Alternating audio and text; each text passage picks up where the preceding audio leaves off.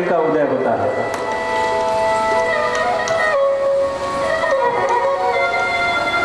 आज प्रथम दिवस है, राधा और कृष्ण से संबंध जोड़ लेना है आप लोगों को।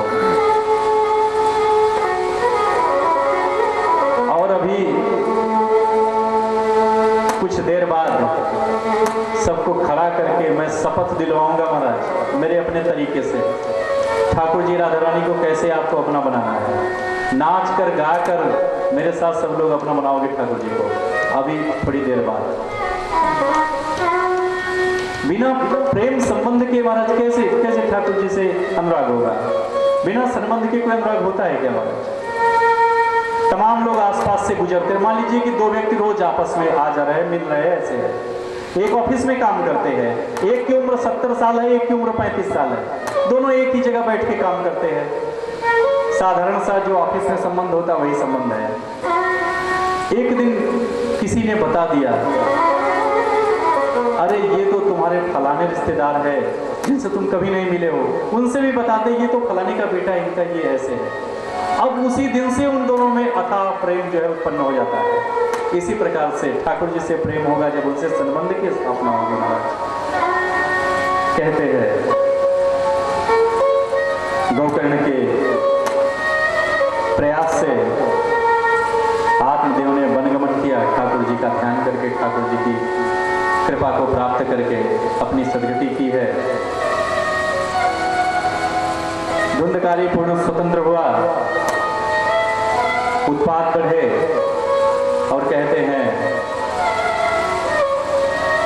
5 वेश्याओं ने एक बार राजधन की चोरी करके लाया, वेश्या संग करता था ना, 5 वेश्याओं ने मिलकर उसकी हत्या कर दी, मुंह में अंगारे डाल के महाराज मार दिया। धुंधकारी भयंकर प्रेत हुआ। एक बार तीर्थ यात्रा से घूमते घूमते गोकर्ण जी आए हैं, अपने घर के आंगन में लेटे हैं।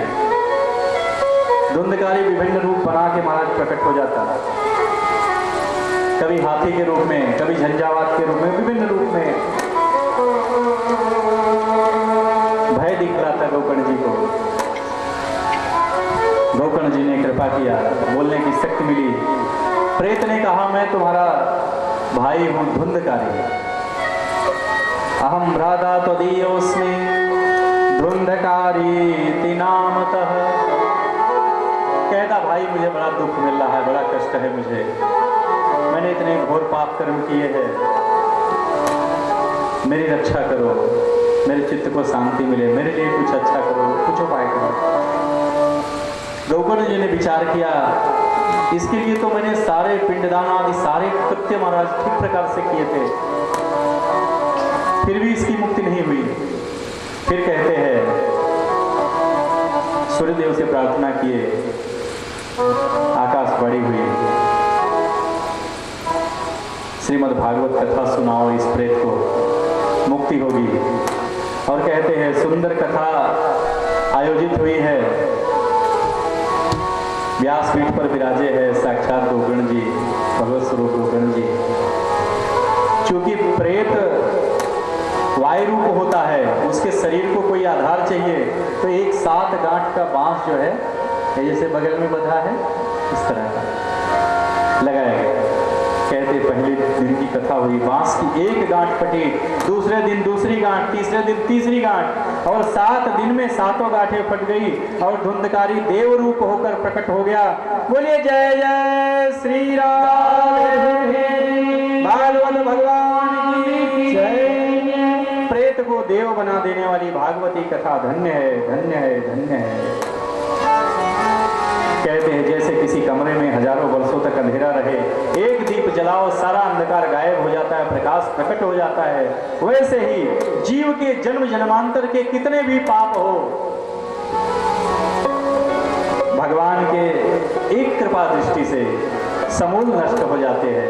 जीव में पाप करने की उतनी सामर्थ्य नहीं जितनी भगवान के नाम में पाप को तारने की सामर्थ्य है महाराज, पाप को नष्ट करने की सामर्थ्य है। इसीलिए भगवान पतित पावन कहे जाते हैं, पतित पावन कहे जाते हैं।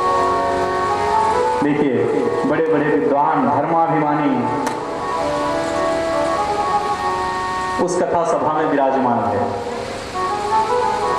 धुंधकारी के लिए विमान आया, साक्षात ठाकुर जी के धाम से विमान आया। धुंधकारी ने प्रणाम किया, भैया बड़ी कृपा की आपने, अब मैं भगवत धाम जा रहा हूं।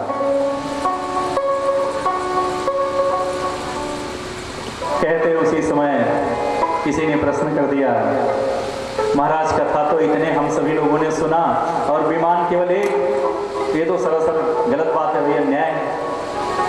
बहुत सुंदर समाधान भगवत विमान पर विद्यमान भगवत पार्षदों ने किया। कहते हैं श्रवणस्य विभेदेन फल भेदोत्र संस्थितः श्रवणम तो कृतम सर्वैः। कहते देखो, सुनने के भेद से फल का भेद उत्पन्न हुआ। इस प्रेत ने 7 दिन तक लगातार कथा का श्रवण किया, मनन किया, चिंतन किया, ग्लानि से भरकर ठाकुर जी को याद किया, इसलिए इसके लिए विमान आया।